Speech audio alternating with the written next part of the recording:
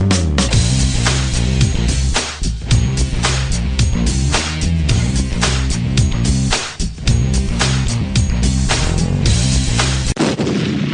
actually, this is as real as it gets.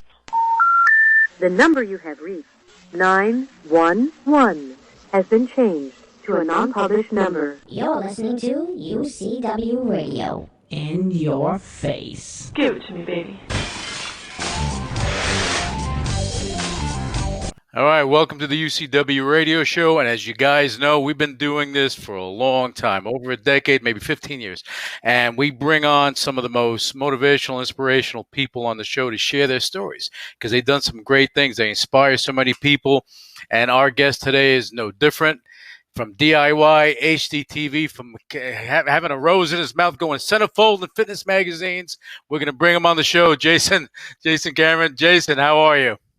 I'm good, man. I'm good. Thanks for having me. You like that intro? I tried. Very good intro, man. Very good. You touched on a lot there. It's good. Hey, well, we have to make you look good, in order for you to be on. I'm no Joe Rogan, but we try our best. So give the listeners, the viewers, give them a little snapshot of you, because if they don't know you, they should know you. But I like giving elaborating a little bit on your background. Yeah. Well, you did touch on a lot. So most people, those who know me, probably know me from home improvement television, whether that's DIY Network or HGTV, and soon to be CBS. We talked a little bit about the new show. I can't say much about it. Other than the fact it will be on CBS. But most of my the people that know me from the shows, like you mentioned, like the DIY Network shows, which Man Caves, Desperate Landscapes, Sledgehammer. My God, going back probably, and before that was While You Were Out on TLC. Oh my God, we're really going back now, right? Yeah. So that's where it all started, though. To be honest with you, when I came out to New York City, I moved out to New York because as a young guy, I say young, I was probably in my late 20s, early 30s, and I thought to myself, if I want to pursue a career in entertainment, I can't stay in Upper Michigan. Right. You got to be where the action is. So that's either New York or California. So I thought, I'm going to go to New York. So I thought, I took my savings and I moved out there, and I'm like, never thought that I would end up in construction. Let me rephrase that. I never thought I would end up on the entertainment side doing construction. Right. That was my life. My life's been construction.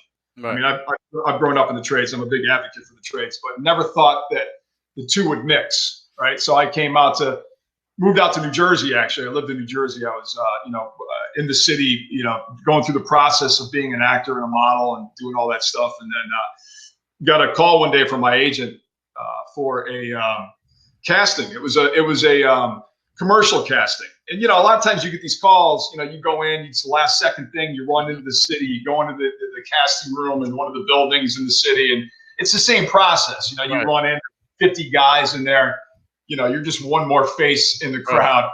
And I just remember this one being for American Tools. That was the commercial. It was for American Tools.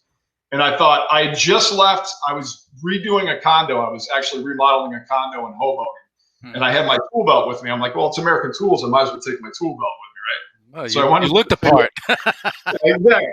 I went into the city and I took the subway in because I lived in Hoboken at the time. So it was just an easy subway ride. For those who don't know, Hoboken, New Jersey is right on the other side of the water from New York City. So you just take what's called the PATH train, which is the subway that goes underneath. The other side of the swamp. You get in the PATH train. It doesn't smell any better down there either. But you're right about that. Yeah. So anyway, I go over there. I go into the casting. Again, there's 50 other guys. I was the only guy with a tool belt on. The only guy that went in with a tool belt on. So that's all right. This is cool. So I walk into the room, all castings are the same. You walk in, there's 3 people sitting at the table. You got to slate your name, Jason Cameron. And I just remember the guy saying, so Jason, we want you to work on there's basically a piano bench in front of me. Mm-hmm. And they're like, what would you do to change this piano bench into a storage bench? This is the casting, right? Right. Okay. So I'm going through my spiel. And I remember the guy saying, looking at my bio, and he goes, oh, your dad is James Cameron. And I'm like, yeah, that's my father. It's James Cameron. He obviously, James Cameron it's not an uncommon name, but I'm like, I'm going to use it. I might as well use it to my favor. Yeah. It's James Cameron. That's my father. So I went through my spiel, did the thing, and they're like, thank you very much, goodbye. Because you always leave thinking, I'm not going to get this, right? That was your, I'm walking out.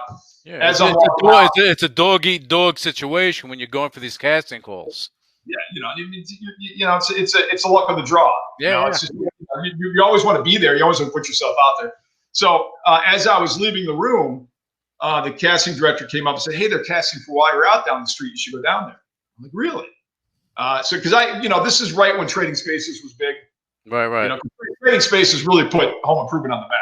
I mean, before Trading Spaces, you didn't really have anything that really was a destination channel for home improvement. Trading Spaces changed all of that. Right. So I'm like, "Oh, While You're Out, I've seen that show." So we go down the street. I go into another casting, and of course, that was for While You're Out. Again, it's almost like identical, same group of guys, almost identical. Mm-hmm. I was the only guy with the tool belt on, and I think it was the tool belt that ended up getting me that job because I was 2 weeks away from signing with Guiding Light. Believe it or not. Oh, look at that! You would have been on daytime TV. Yeah, exactly. So thank God. That would have been something. Yeah. That would have been. I wouldn't have turned it down, but the opportunity to do something which is a passion of mine, construction and reality TV, and I was like, no brainer. So I ended up taking that gig, and the rest is history, man. I've been in home improvement television since. So, and that was back in 2003 or 2004. So. And you come from a construction background. So people understand. I mean, you've done a number of shows, but you also you weren't born in Michigan, but you lived there for a while. You went to school over in Michigan, and you got used to that cold weather, so you kind of know what the chill's like. Never used to it. No, you don't, man. I mean, I lived there for a bit too, and that chill. I don't miss it, Lewis, man. I'm telling you, I don't miss it at all. I just talked to a friend of mine up there. It's already snowed, and I'm like, thank God. Yeah, no, that's not snow. That's like, you go like in New York, you maybe get an inch, 2 inch, 3 inches over there. Average 6, a foot and a half, and you're trekking through that stuff. It's kind of. It was nothing when I was growing up there to wake up, and there was basically a foot of snow and 2 feet on the ground. It was nothing to wake up to that. It was nothing to go outside and you're shoveling out the whole time or snow blowing. It was just, it's a long winter. The UP's a long winter, but beautiful. Oh, yeah. Beautiful up there in the summertime, but it's just not for me. But so I grew up in the trades all my life. I'm a big advocate of the trades. I always I do a lot of speeches, and I work with a lot of kids, and I promote the trades. So what do you do with the kids? Let's talk about that, because that's the good guy stuff. This is the good stuff that comes out of the things you do. No, absolutely. I'm because I'm such a proponent of the trades. I love working with kids. And when I say kids, I'm talking teenage. Oh, kids. Did you notice? You notice this right behind me? You notice this? What's that? That's you. There. If you put me on a big screen, you'll see it. I was just going to say, how do I make this bigger here? I just go big screen. But I gave you a proper entry onto the show. I appreciate that, man. But I was one of those guys. I mean, my mom and dad split when I was very young, so my dad wasn't around much. We spent a little time with him, but it was my mom that raised 3 boys on her own. God love her.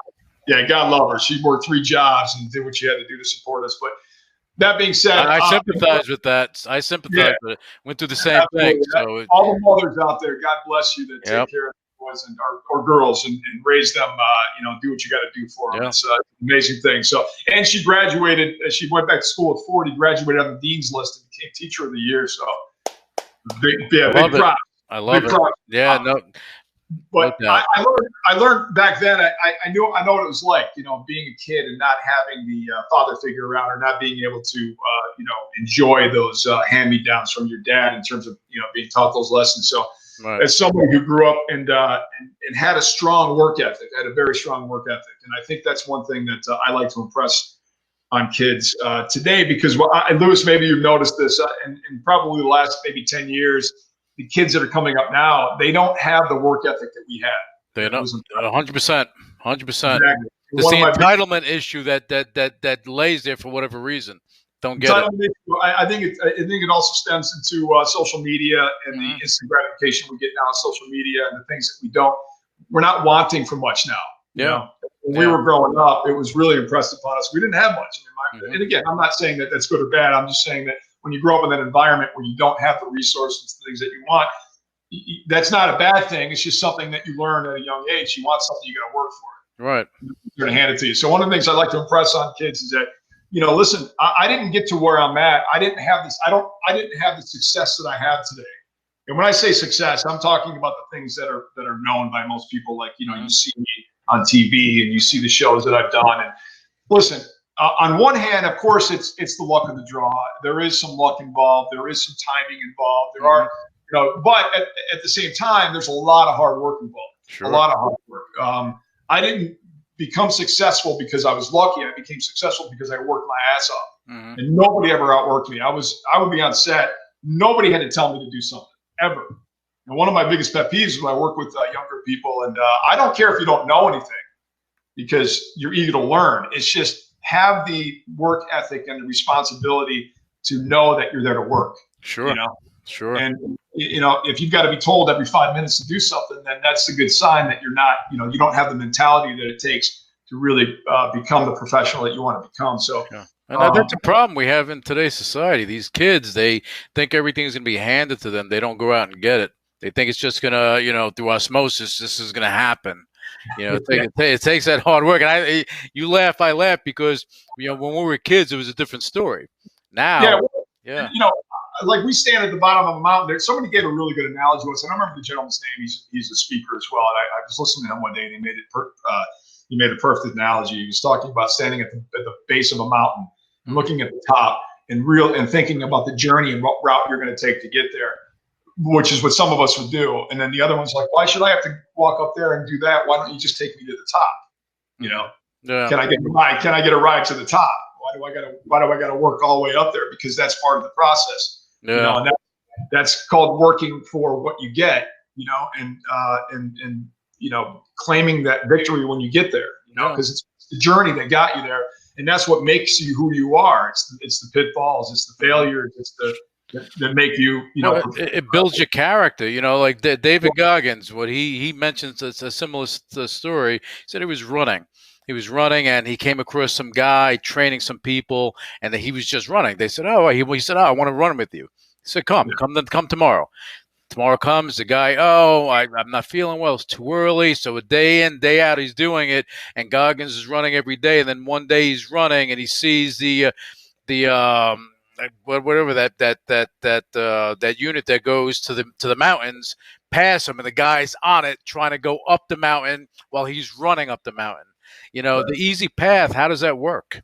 It doesn't build character. What does it do? Yeah, no, it does, and it doesn't force you to understand the how to get over these situations, and how to adapt and how to overcome. So I'm a huge advocate of that. But working with kids is great because it gives me an opportunity to explain to them, what the real world is really like, and how to prepare for it. The work ethic you need, the honesty and the integrity that you need. Integrity is a huge thing as well. Mm-hmm. I love that aspect of being able to give back, especially to help kids achieve, which is really cool. Yeah, you got to do that, And the thing, look, you're not a one-trick pony, and that's why I like you, because of the things you've done. Okay, even though we had to fight to get you that check on Twitter, but that's a different story altogether. Those bastards.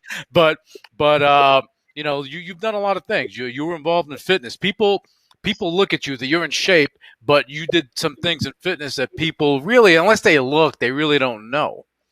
Yeah, you had the Burt Reynolds time. You had the rose in your mouth, centerfold, Men's Health, right? Burt Reynolds thing. That's funny, man. I remember that. What was the Sports Illustrated? Yeah. Most people don't know that. You talk about the Burt Reynolds, thing that they did, and it's kind of funny that thing. But no, listen. Like you, fitness is just part of my life. Fitness is a constant in my life. It always has been. I always say it's my other life. Mm-hmm. Fitness is my other life. I was lucky. I mean, I was lucky in the respect that when I came out to New York, when I was trying to get in the entertainment world to become an actor, or even do what I'm doing now, which I don't consider an actor. We're on the reality side of the home improvement. You become a character. You become somebody that has a show and people recognize you from that. But the modeling thing was a great way to get the foot in the door. And it was a great way to obviously to make money at the time. And it was something that I was already involved in. So I'm like, why not model? You know, I mean, I do this every day. And it's funny. You and I had talked a little bit about Mike O'Hearn. I know you're a big friend. I know you're a friend of his. And you talk to him a lot. But we're the same age. He's maybe 4 months older than I am. We're all the same age. We're all in the same bracket. There you go. That son of a bitch. He looks like he's about 30. Unbelievable, man. I mean, talk about a motivating guy. I mean, I watch his stuff. Once in a while, I'll watch his clips, because I follow him on social media. What an inspiration that guy is, because to see him in the shape he's still in, personally. I mean, I look back at him when he was, when I was younger, as somebody who I was looking at as somebody that, to respect in the industry. And wow, I give a lot of props to Mike O'Hearn because he looks incredible. But that's the model that I followed. I mean, I was just very healthy. And I talked to a lot of guys that I used to compete against because I competed for a while in bodybuilding, and you had that maybe desire or that when you're younger, it's easier to fall into that trap where you want to start using, And when you watch, a lot of these, those who are involved in watching like the Mr. Olympia and some of these bigger bodybuilding shows, to attain something like that.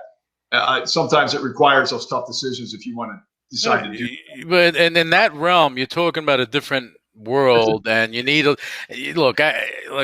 Jay Cutlers and everything in the world. They do what they do. You need a little assistance, and I mean, it's the reality. Right now, there's not even any hiding up about it. When people, it used to be like a kayfabe type of thing. Don't talk about it. I think most of the pro bodybuilders now are open about it to some extent. A lot of them will talk about it. In fact, if you listen to some of them, they're very open about it. I won't name names, but and nothing. And listen, I'm not knocking anybody. To each their own, man. I mean, if that's something you choose to do, that's up to you. But I decided not to. It wasn't something that I wanted to pursue. I was nervous. I cared about my health, and I didn't want to take a chance on something that I knew could give you instant gratification, but later on in life might throw some curveballs at you and be a big problem. So I decided not to do that. But I'm glad I didn't. I just, I really enjoy the sport. It is a one-person sport. It's a very personal sport. Yeah. I know you. Listen, I watch your videos and your clips. You're always in. I mean, you're in there every morning. Yeah, you got to, man, because that's staying alive. It's a lifestyle. Yeah. So even the clients that I have, I can't listen. You can't impress upon them. I can't give you my desire. You got to want this. I can't. Right. Anybody that I train, it's like you got to want this. I'm here for you, but you got to want this. Yeah, people don't know that you still train people. This is part of your life. See, when you're in that lifestyle, you don't break apart from it. You can't, and when you don't train, you're like, you feel just bad, but then you start building relationships that last a lifetime because you have like-minded people. Yeah. Yeah, no, absolutely. And it depends. I mean, I work with beginners, I work with intermediates, I work with advanced. And, everybody's different. Everybody has a different goal in mind because it's all goal orientated, right? Mm-hmm. What do you want to get out of this? What is it you're trying to pursue? Sure. Beginners, they just want to be in shape. I mean, advanced athletes, they want to get to that next level. I mean, it's so different for everybody. But it's such a fulfilling lifestyle, and it just makes you feel better. And, so it's something that I've really enjoyed for a long time. I still do. Mm-hmm. I work out sometimes twice a day. And I have a gym in the basement now, which is great. Yeah, I remember you were building it. I'll show you my facility one day. And but stuff that you got to do. But because you're working crazy hours when you're doing your show. You're working crazy hours in general. Yeah, I know how you roll. I know. Especially when you're doing the show, because you're right. You're on the road a lot. Thank God I have a wife that's understanding, and she's very supportive in what I do. She works in finance, which you'll appreciate. And so she is used to my schedule, I guess, at this point, because I'll be on the road for a length of time, and then I'm home for a while, and then I'll be on the road again. So it's a very unique schedule. So being able to have a gym in the basement is great because, even though I love the gym, I love the environment, going to a gym and being able to work out with people. But to be able to walk into your basement and just be able to work out anytime you want is special. Yeah, So, I mean, when you do that, you can get up at 4, you can get up at 1. You have something on your mind, you can go work out. No one's going to tell you no. You're an early riser. You were in early, right? Yeah, about 4. Oh, good for you, man. That's too early for me, man. Yeah. Oh, and you know what? I started walking, so now doing about 2 miles a day. So, because I don't like doing cardio, so I figure that's nice cardio. I get to see things, see a bush, see a dog. No, I'm not a big cardio guy either. I will still go out. One of my biggest things is plyometrics in the park. I'll do plyos and sprints. Mm-hmm. I'm a big advocate of sprints. It's something that I think people, that are looking to really burn the calories, and it's very interesting when you talk about long distance runners. When you talk about people who run a lot, mm-hmm. who are runners, it's very damaging to the body. I think what a lot of people don't realize is, and I know people that are diehard runners, right, mm-hmm. distance runners, and that's great. I'm not knocking it. I'm just saying it's very detrimental to your joints, mm-hmm. especially your lower body.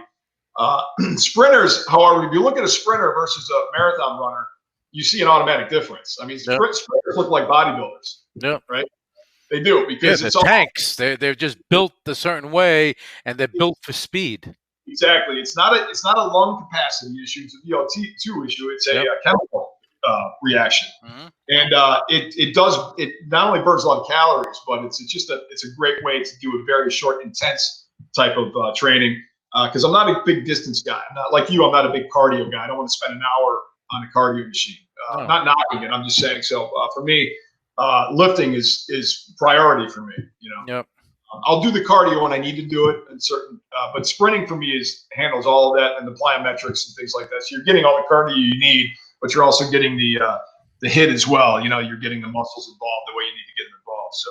And then that's the thing, when you're sprinting or you're doing anything that's quick like that, you're activating certain parts of your muscles and your joints, your ligaments that won't activate if you're doing like long distance running. You're not going to activate it. Right, because long distance running is you're actually prolonging that abuse. Mm-hmm. You're prolonging, especially if you're running on pavement, if you're running on hard surfaces. Oh yeah, your knees, your ankles, your back. It takes a toll when you're doing miles upon miles. Is where sprinting is you're doing 30 yards, you're doing 40 yards, you're doing mm-hmm. 50 yards, but it's a very short distance, but it's a very high intensity. Oh yeah,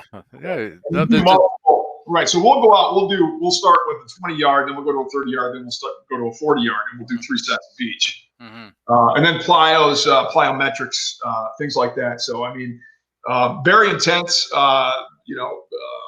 And then we'll incorporate those things. I don't do them all the time. We'll incorporate them into the plan. So, but again, it depends. It depends on why you're training, what you're training for, mm-hmm. what you're trying to achieve.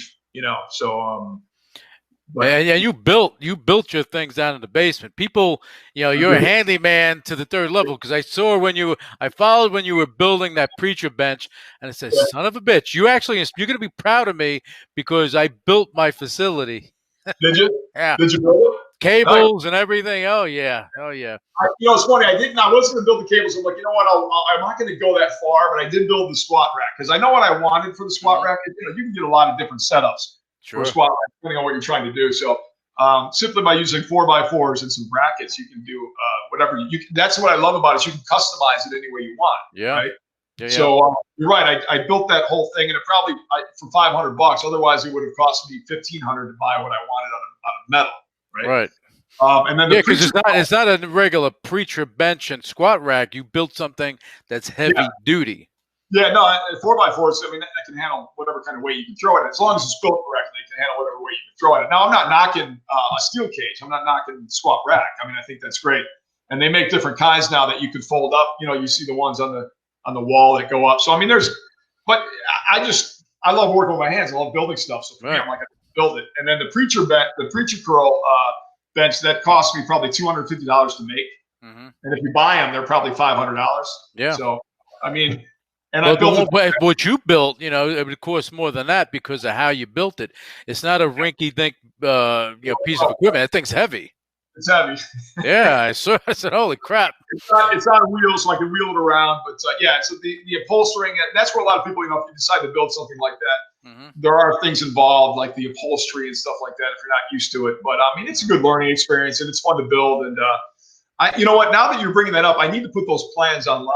If somebody wants that, I need to. I think you need to have a YouTube moment or something and just let people know, because stuff like that, especially now, we're going into, 2020 has been something else.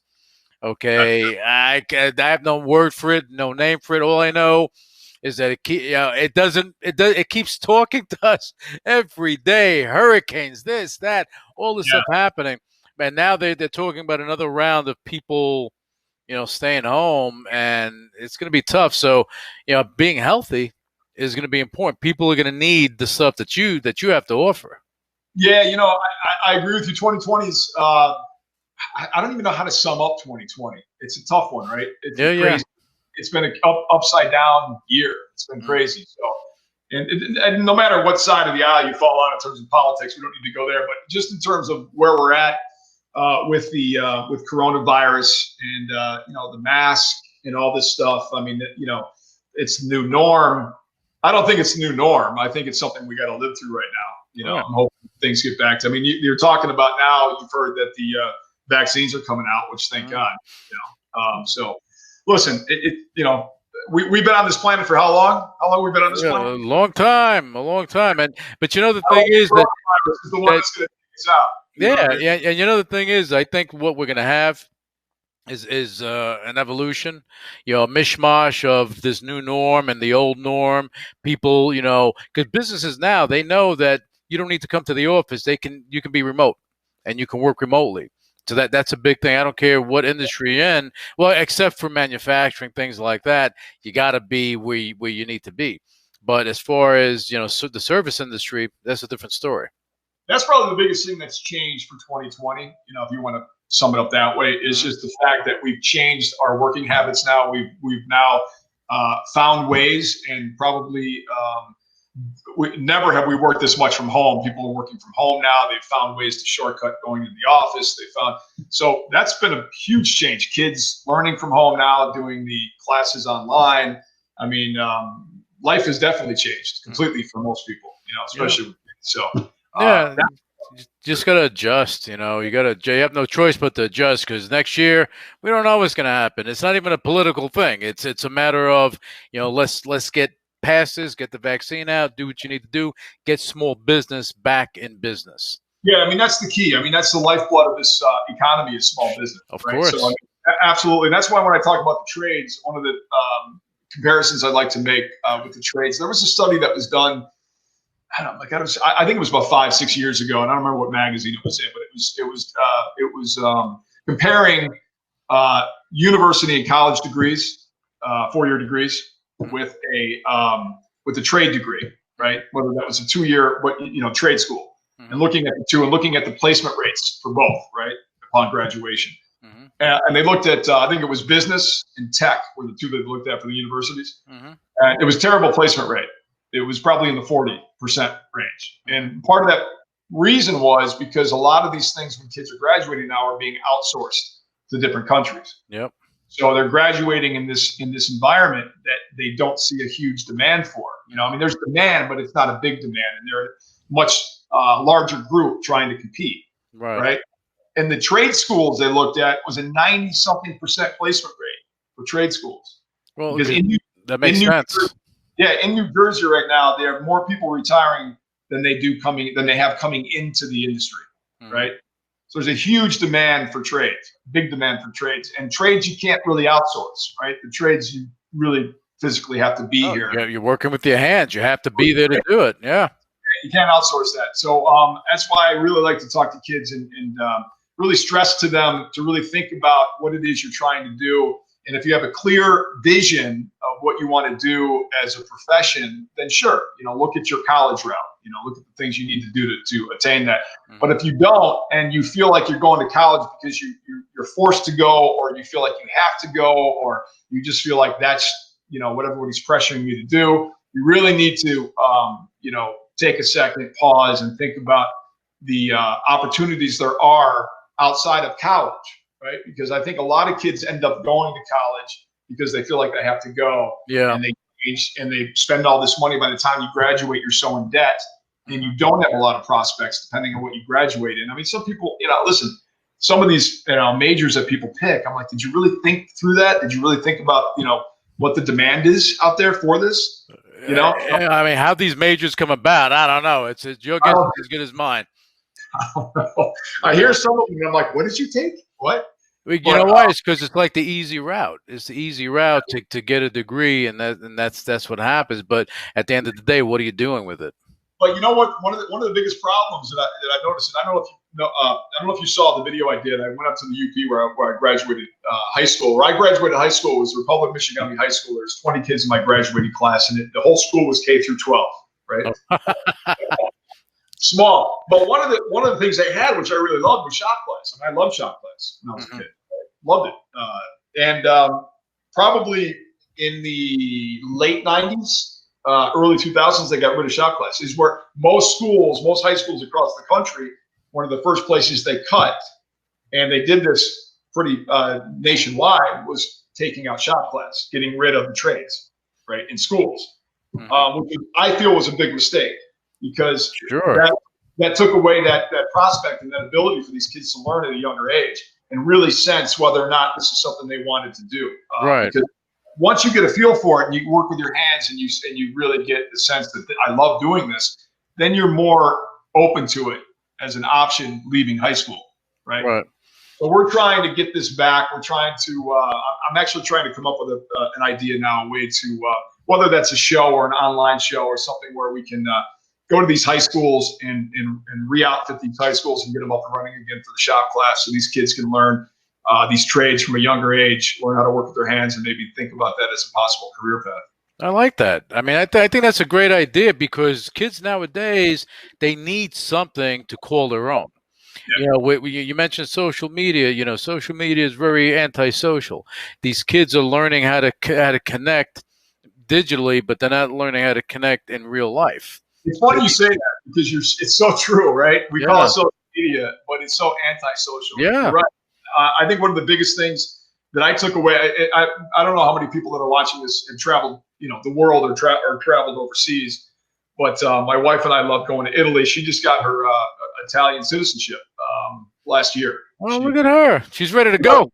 Yeah, she went through the whole process. Yeah, she's ready to take you away.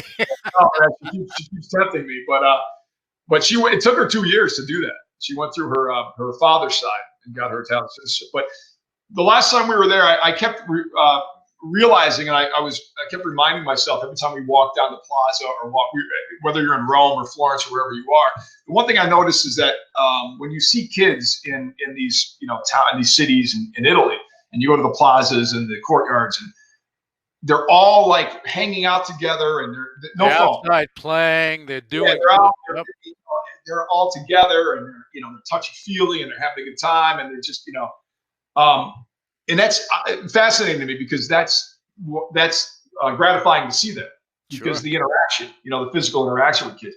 And then I came home, and not everywhere here. I'm not all kids, but then you get here, and everybody's like this all the time. Oh, I mean, you could be in a room of 8 people, and you're talking to them on your phone. You're not even talking to them in person. You're talking to them on the phone. Yeah, and they're texting and whatever. They're right next to each other. It's so when you say antisocial, it's so true though, because it takes us away from being social. Well, what did Bill Gates say? What did Steve Jobs say? They said that they wanted their kids not to be so stuck in technology. They needed a break. Like Bill Gates said, you know what? You got to take a break, take a few hours, stay away from the computer. And he's a computer. He's Bill Gates, right? But stay away from that and go live life. Do something. Live life, because you need to do it. These kids are so dependent on technology. God forbid your phone doesn't work that day. You're going to have kids rioting. Yeah, and it's not, I don't want to blame the kids, because listen, this is something that's all they know. But that's all they know. They grew up with it. But as we were growing up, we didn't have that.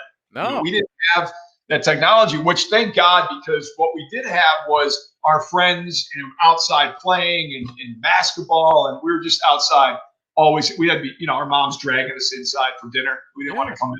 Yeah, you're playing stick ball, you're playing, slant touch, or, right in the middle of the street. I mean, but those days, you don't see that anymore. No, you don't. Not as much. Not nearly as much. And, no, you don't see any pickup games. You don't see any of that stuff going on. And that's unfortunate because it's such a great learning experience. And like you said, it's a very social environment. Sure. It teaches you how to get along with people. It teaches you how to compromise. It teaches you how to take criticism. I think one of the places we are today is I just recently did what do they call it? It's the training that you have to do now when you're doing entertainment, when you're going to be on set, when you're doing camera work. It's something integration training or implicit bias training. Okay. Yeah, right? I know what you're talking about. It's like a new thing. Yeah, so you go through this course and you just nod the whole time because I'm thinking to myself, people, I just can't believe this is the stuff that you have to learn. I mean, we learned this when we were like 5 years old, right? Yep. So I'm thinking, wow. I mean, I don't know, the whole thing to me, but I think people are just so easily offended now. Everybody's so easily offended. I mean, everything's so offensive now. I mean, everything microaggressions. Microaggressions. Right? Oh, yeah. You see, and it's funny. When we were growing up, you learn how to be thick-skinned. You deal with stuff, but you learn tolerance. Yeah. You have friends, black, white, China, whatever it is. You had an eclectic bunch of friends because you're the motley crew, and you hang out. And that's the way it is. Now it's not like that. But we would constantly not berate, but we would constantly dog each other all the time. Sure. That's part of being in friends in a group. You're constantly and if you can't take it, like Man Cave's Tony Saragusa, my co-host. Yeah. For those who don't know, he's the biggest ripper, man. he's a ripper from way back. Yeah. And that's the mentality. But it's not an aggressive berating thing. It's just more of an elbow kind of thing. You know what I mean? Where it's a brotherly thing. I mean that's what it is. Like big brother, little brother, side brother, whatever it is. You're gonna go and push the buttons because you can't. Pushing buttons. Yes, thank you. Pushing buttons. And it's in a way where it's a friendly kind of thing, but so you learn that, and you're right. When you're in a group of guys like that, and you're right. I had black friends, Asian friends. I mean, we always had a blast together. We'd always ribbon each other all the time. Sure. But it's like now you're in an environment now where you've got to think about everything you say and everything you do and every motion you make. Yep. It's like it's very frustrating sometimes, But you just have to adapt to the environment we're in now, which is unfortunate. But when you hear you go through these online things, these implicit bias training thing. You're hearing these things like, oh my God, is this the world we're living in now? Wow. Yeah, I mean that's the way it is, and that's why these kids are learning things. They're learning. I mean, in my opinion, they're learning how to be weak. They're not learning how to deal with it. Yeah, and that's the thing with the cancel culture, or even with the we talk about trophies and everybody, the participation trophies and things like that. It's just like I just shake my head because it's not the world I grew up in. No, let me tell you something about that. One time I went to someone I knew. Their nephew was playing Little League. They're playing, and I'm like there to cheer him on, hitting home runs, base hits. I said, all right, what's the score? Person says, well, we really don't keep score. I said, you don't keep score? I said, what do you mean you don't keep score? Somebody's winning, somebody's losing. Oh, no, everyone wins here. I said, are you kidding me? And then at the end of the season, they all got participation trophies. I don't understand how that works. Listening to you, that drives me nuts. Yeah. I've had this conversation. I coached Little League for years. Mm-hmm. And one of the reasons I quit is because of this very thing. Yeah. And it drove me nuts because I love the kids. The kids had a blast. Kids want to go out there and they want to have a good time, right? They want to have fun. And what drove me nuts was that, a lot of the parents would come in and they'd be, why isn't my child playing here? And it was the parents that drove me crazy, not the kids. Oh, yeah. Well, it's always the parents. They everyone wants to be a coach. Yeah, everybody wants to be a coach. Everybody wants to get involved, which is fine. I don't mind. But when you get, it gets a little nuts sometimes. But, I would always teach the kids, listen, I'm not a participation guy. I'm like, your kid's playing second because he's good at second. This child's playing over here because they're good at that. If they want to play someplace else, that's fine. We can work that out. But there is a winner and there is a loser. Mm-hmm. And you have to teach children how to lose with respect and how to win with respect. Sure. Right? You have to teach them both. It's very important. It's character building. It's character building. Yeah.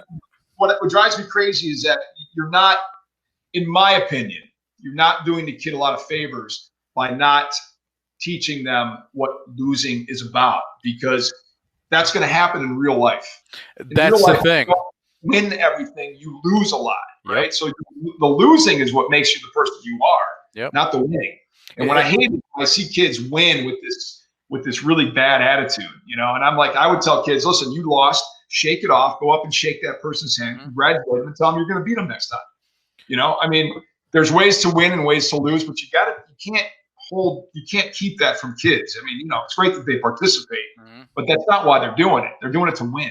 Yeah, so, I agree with you on that, because at the end of the day, that competition helps to feed your desire to want more. When I was a kid playing Little League, you know what? You win, you lose, and when you lose, you get angry, but you come back stronger the next game. But that's how that helps you in life, because you're gonna get knocked down. Are you gonna get back up? Are you gonna cry to mommy? Or are you gonna have them prop you up because you can't handle it? It's too stressful. Whatever the case may be, it's a sad state of affairs. That's what we're seeing today. Is you just, it's too stressful. I mean, sure. Listen, life doesn't care about your feelings. Your feelings don't matter in life, right? I mean, your feelings matter to you. They don't matter to anybody else. So you can't go around thinking that everybody's going to pay attention to your feelings, and your feelings are hurt, then everybody else has to pay attention. Right. That's not life. That's not how life works. It's just the fact that we even have to have this conversation blows my mind. Yeah. Right? But that's what you see on college campuses now, which is crazy. So I mean, honestly, now it's like it's everything's just in that mode. Like, okay, let's use kid gloves for this. Let's go. Don't offend anyone. Don't say this. Don't say that. You know what? When you're able to deal with that toughens you up, and it helps to build your character, because you know what? There'll come a time where you have to deal with someone like that. You're not prepared. What are you going to do? Sit in a corner and cry like a baby? Or are you going to stand up and say, hey, I can deal with it, and just deal with it as an adult would, where a lot of people aren't like that, Yeah, I mean, listen, part of the reason for my success is for that very reason. It's not because I was the best looking guy or I was the best at this, the best at that. It's because I worked hard. Yeah. I showed up on time. I treated people with respect. This isn't rocket science, right? No. This is, people will remember you because you're that guy. He was always polite. He showed up on time. He worked hard. That's what you're remembered for. Sure, right? Sure. And then that's why, look, you watch MMA, we watch UFC. What bothers me when you have a fight that goes on and somebody wins, somebody loses, right? And the person that wins, I mean, you cheer, you celebrate, but you show respect for the person you just beat. You have to. Or when you lose and you're so angry that you want to keep fighting, but you lost the match. There's certain character traits that are there that kind of, throw things off for me, because I saw someone, I forget, I don't know who it was, but they had a match. He won, and he went down. He was so respectful to him. And I said, that's what people need to see. It's funny you bring that up, because I'm a huge MMA fan. I know you are as well. Yeah. I know you know a lot of these guys. Too many of them. Yeah. There's a match that I watched that it really ticked me off.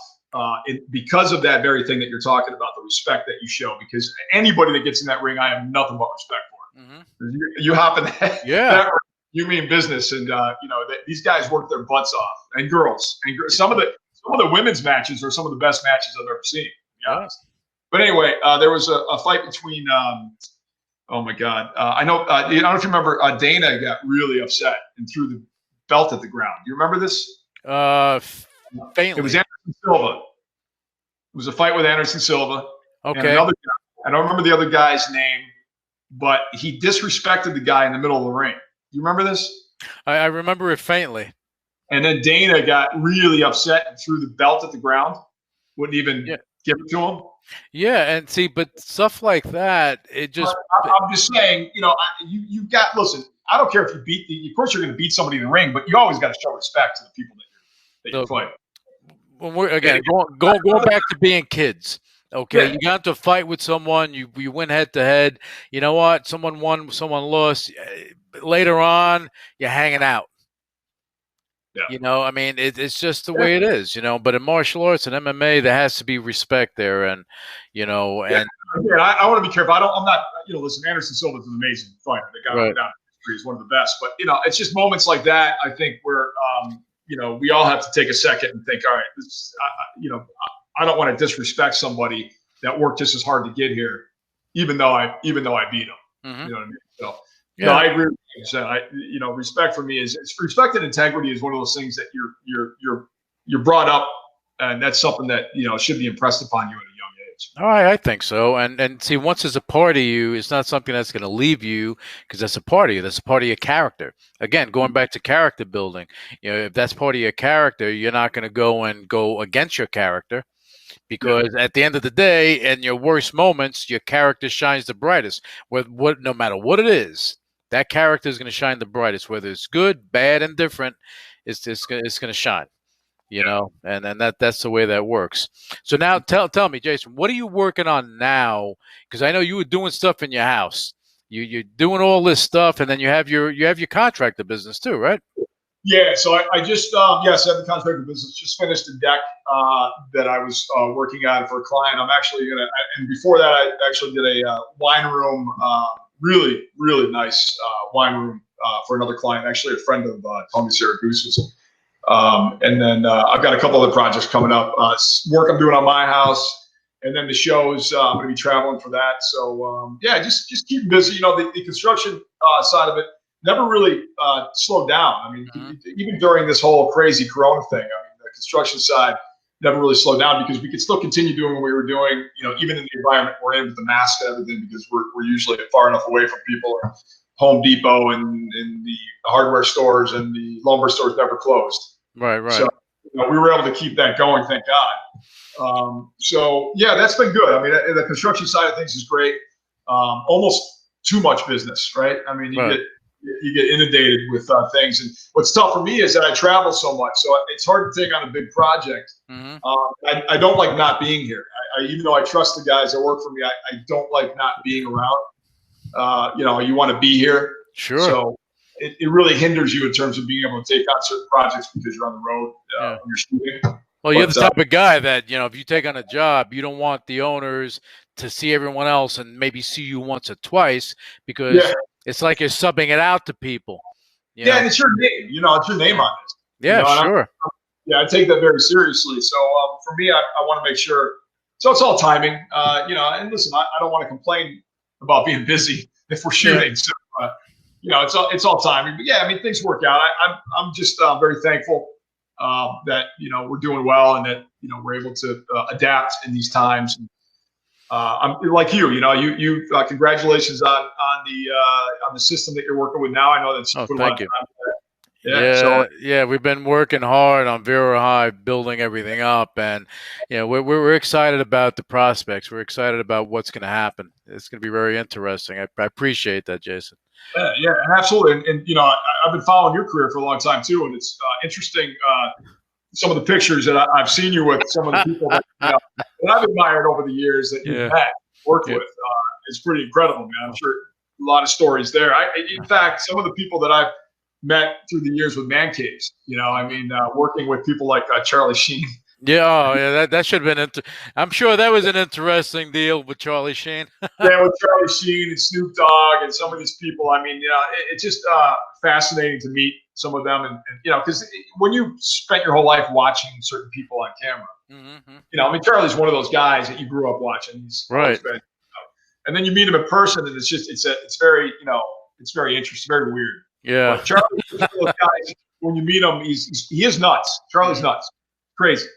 I mean, I remember standing there with him, and Goose and I were talking to him before the show started, what he wanted in his room. I keep looking at you and then the camera. I don't know if you noticed that. That's okay. That's all right. Just keep, because the camera. Just look at the camera so people can see you. I know. So he's got 2 cigarettes burning, right? He's got literally 2 cigarettes going. He's two-handed. Yeah, cigarettes, right? You know which one to smoke. Right. And I remember Goose looking at him and saying, "What are you, nuts? What are you going to get cancer with 2 cigarettes?" And I remember him looking at Goose and he goes, "I don't believe in cancer." So, okay. He's something else. I mean, Chuck Zito used to be his bodyguard back in the day, and he hasn't changed. He hasn't changed who he is. No, I tell you what, man. But he's the kind of guy who would literally give you the shirt off his back. You know, he really. I mean, he's very loyal to his friends, very loyal. Mm-hmm. But he's you know, crazy. It's a little eccentric, you know. But then again, you know, people may think what you're doing is weird or what I do is weird. You know, absolutely. So we're a bunch of weirdos, but we make it work. We make it work. Man. We make it work. It's fascinating though when you work, you know, doing this kind of career and the people that you meet. It's I love that side of it. And you know what I told someone, and you'll agree with this, and you'll understand. Like I remember one time I was in Ohio, and I was with Bruno Sammartino. I met him maybe 20 years prior, when I was younger. So when I met him, I talked to him, and and he said, and he knew me by name, and I was thrown back, and he said, "Lou, you know, how you doing? How's the family?" I said, "Wow." I said, "You remember?" He said, "Yeah, I remember." And you know, he's from Pittsburgh too. So you know, when I had him on, we were talking, we took pictures and everything, and then 2 months later or 3 months later, he died. And you know, what people need to understand, like with doing the show and the things you do and the people you meet, these are opportunities for you to, you know, chronicle things, you know, and it's not saying, "Hey, I'm with Snoop," and taking a picture and all, you know, promoting it like that, but it's more so, "Hey, you know, these people were here. I had these moments," and later on, people look back and say, "Wow, that's pretty cool." Yeah, you know, that had happened. You know, think about it. Later, you know, and in 15, 20 years, they're gonna look back and say, "Oh shit, you were with Charlie Sheen, you were with Snoop Dogg, this one, that one," and they'll look back and it'll be a conversation piece. Yeah, I'll tell you a funny story about Snoop Dogg. Yeah. It was when the reason that whole thing came about, the reason we did a man cave with Snoop Dogg, and this was back when he was doing his show Fatherhood. You remember that show? Yeah. Yeah, so he was living in, I don't know if he still lives in the same house in LA. He might have moved by now. But that's the house we had that little area in the back, right? He had his little playroom. Yeah, I don't know if he's still there or not. But okay. I just remember watching his show, right, Fatherhood, because I used to watch it. And I remember him leaving the house and walking out to his what was his man cave, which was an 8x8 or 6x8 tool shed. Yeah. Right? With lawn furniture and an old 19-inch RCA. I'm like, that's Snoop's man cave? Are you kidding? I just remember thinking to myself, I'm like, that's what he's in? With lawn furniture. And it wasn't even nice lawn furniture. It was like broken up lawn furniture, right? I'm like, that's Snoop Dogg. So I took it upon myself to call his manager. I got a hold of his manager. I said, listen, man. I said, I told him who I was and what I do in the show, man caves and what we do. And he goes, Snoop needs a real man cave. I mean, are you kidding me with this? So he agreed, and we hooked it up. Him and I worked it out where we got the show involved, and that's how this whole thing came about. So we go out there, and he was, the day we started shooting, he was also shooting at the same time. So we had 2 production companies at his house. We had our production company shooting Man Caves, and he had his production company shooting Fatherhood at the same time. Right. So we were on we had already taken out his old shed, which we donated. We got rid of it. And we increased the concrete pad that it was on to basically he went from I think it was maybe an 8x8 to a 12x16. Okay. Right? Was the size. So we had already poured that. So we're standing on the concrete pad, myself and Goose. And I don't remember who else was with us at the time, but we were talking about the view that he had in the back. Because initially the original plan called for no windows. Right. So we're looking at this amazing view he's got. And Goose and I are like, he needs a window. We got to put a window in this, right? So Goose goes, go tell him to put a window in, right? So I'm like, okay. So I'm walking around the property looking for Snoop to tell him we're going to put a window in his new man cave, which wasn't originally part of the plan. Right. So I see him and he's shooting a scene, and I step out because you know how sometimes you walk in and you step out. Yeah. And the producer's like, no, go tell him. They wanted me to surprise him and walk in. I'm like, okay. So I go in, interrupt his scene, and I'm like, hey, Snoop, I'm really sorry to interrupt. We got a little dilemma back down on your new man cave. He goes, what's that? I said, we want to put a window in because you got this amazing view. So I wanted to let you know we're putting a window in. And he looks at me, he goes, MFer, I want one way in, one way out. That's it. So I go, no window. That's funny. And you know what? I can see him making a comment like that. That's hilarious. Yeah, he didn't mean the MF in a bad way. It was just, I think that's the way he addresses her. Yeah, but I can see him being very, very smooth about it as well. Just saying. Yeah. In the way only Snoop could say it, right? Yeah. It was funny because no, he didn't want the windows in his man cave. He wants, he wants his privacy. So that's what I would think. He's there, and then he has his TV, and we hooked him up, man. I think we had at least 350s in there. Yeah. So no, it's state of the art. Everything's state of the art. I saw the end result of that. That's why I said he was there, had his TV, the video games, and everything all hooked up. I didn't know he had. I didn't know he had the other thing with the lawn chair and everything. Yeah, and then we had. I don't know if you saw this or not, but apparently Snoop's favorite meal and favorite food is from Denny's. He loves Denny's. Ah. He eats Denny's every day. Right. So what we did is we got him a red phone, like the president's phone. Right. And when he picks it up, it's a direct line to Denny's. That's funny. That is funny. He loved that, man. He got a kick out of that. So that was a lot of fun. Shows like that, we have a blast to them. Listen, 90% of the shows that we did 15 seasons of Man Caves. Wow.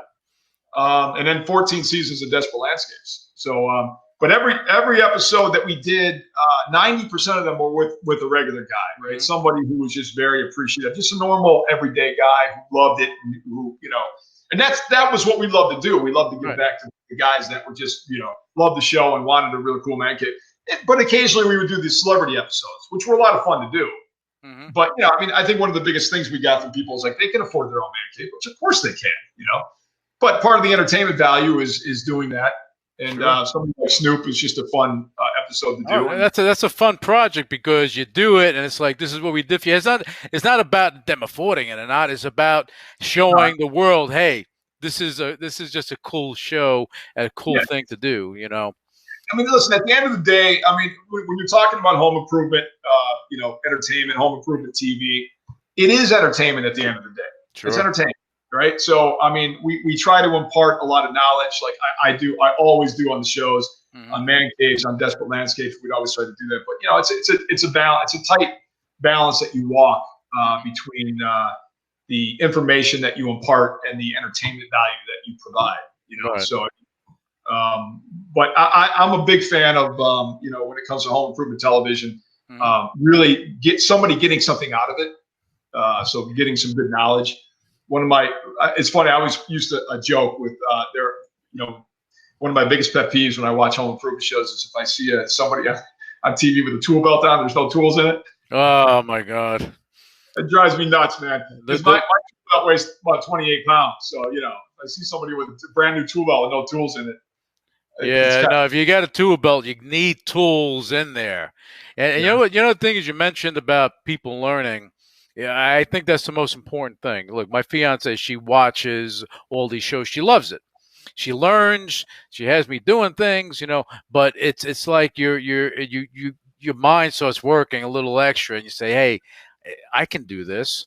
But when you see these home improvement shows, when they're actually doing something to help someone, like with what you guys do, and you're doing that, and you see the reaction, the legitimate reaction of the person.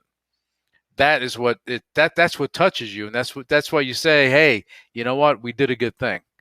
And I think that's the good stuff that comes out of the shows.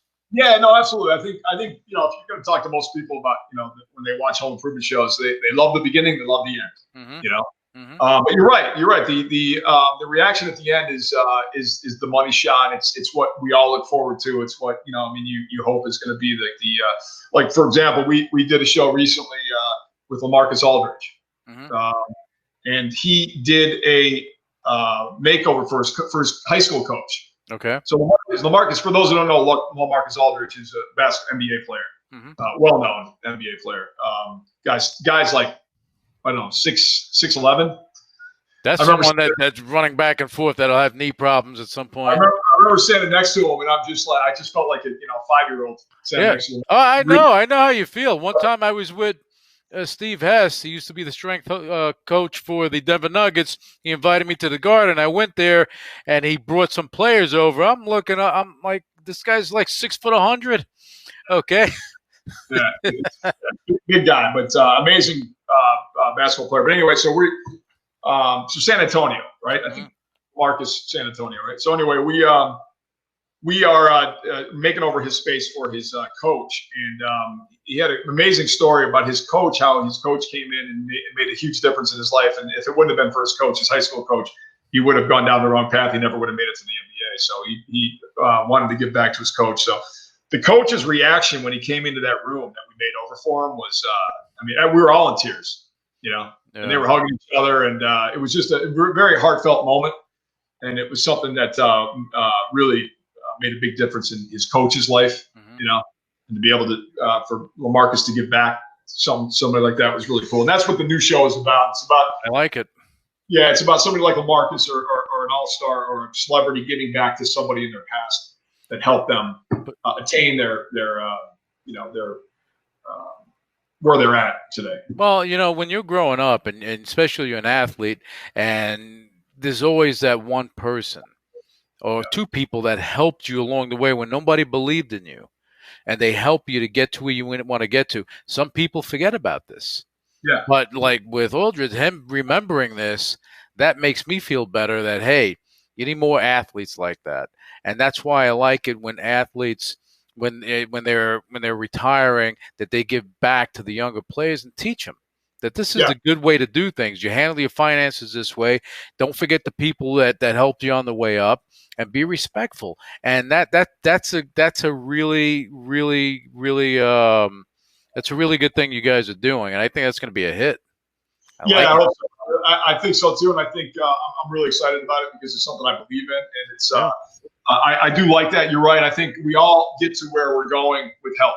Sure.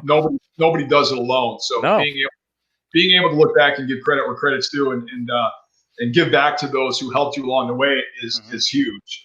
And that's good to see, like when you meet some of these celebrities and some of these athletes that have attained such a high level of success, and then to see them, talk about the people who helped them get there, and if they wouldn't have been helped in that way, they probably never would have made it to that level. So, and I want people that are listening and watching the show to understand that, see, Jason is probably one of the most humblest guys out there. You won't hear him bragging or doing all this stuff.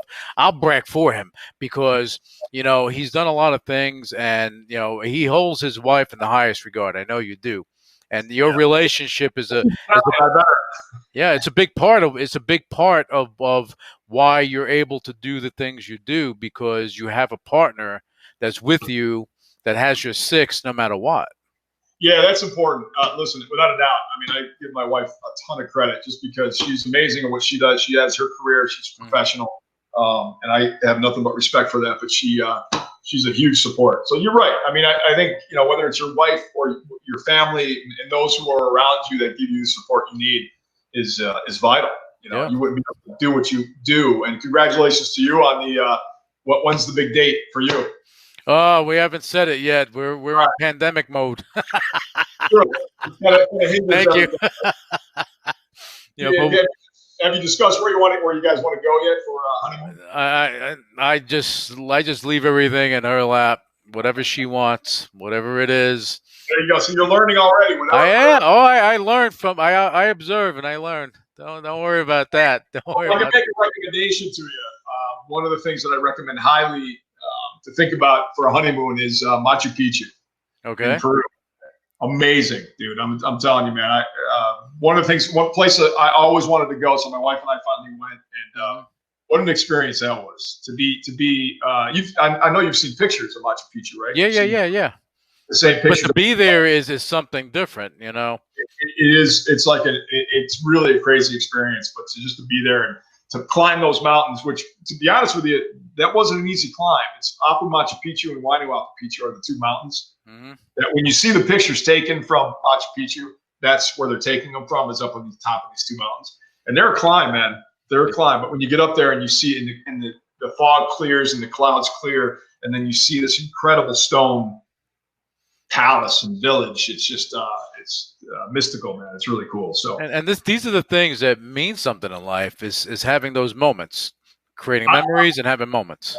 Yeah, absolutely. And to be honest with you, as somebody who is a builder and a tradesman, a carpenter, I was fascinated, absolutely fascinated by looking at what the Inca were able to accomplish with the tools that they had at the time. Mm-hmm. Right? You're talking back when I think when the conquistadors came over is when they dropped everything and left. Mm-hmm. And you can literally see where they were working on something, and then they just walked away, and that was it. They just it was forgotten about.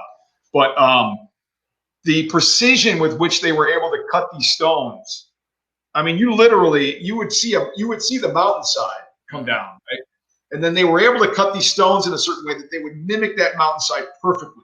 Like you couldn't literally fit a piece of paper between the two. Oh wow.